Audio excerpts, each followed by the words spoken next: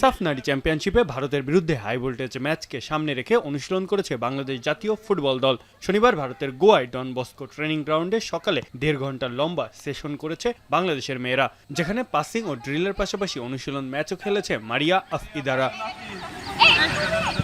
অনুশীলনে সেট পিসের ওপর দেওয়া হয়েছে বিশেষ গুরুত্ব।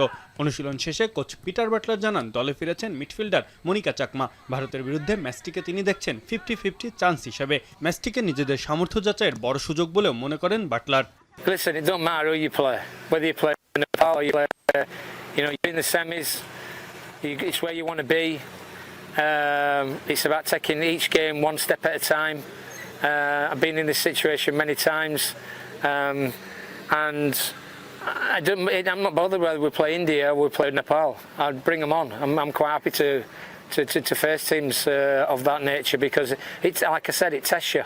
ভারতের আক্রমণভাগ শক্তিশালী হলেও তাদের দুর্বলতা খুঁজে বের করতে ভিডিও বিশ্লেষণ করছে বাংলাদেশ দল। একই সঙ্গে নিজেদের রক্ষণভাগের ভুলগুলো শুধরে নেওয়ারও কাজ করছে পিটার বাটলারের শিষ্যরা। এদিকে নির্ভরযোগ্য ডিফেন্ডার শিউলি আজমও ফিরেছেন দলে। তিনি জানান, গ্রুপ সেরা হয়ে সেমিফাইনালে সহজ প্রতিপক্ষ পাওয়াটাই দলের লক্ষ্য।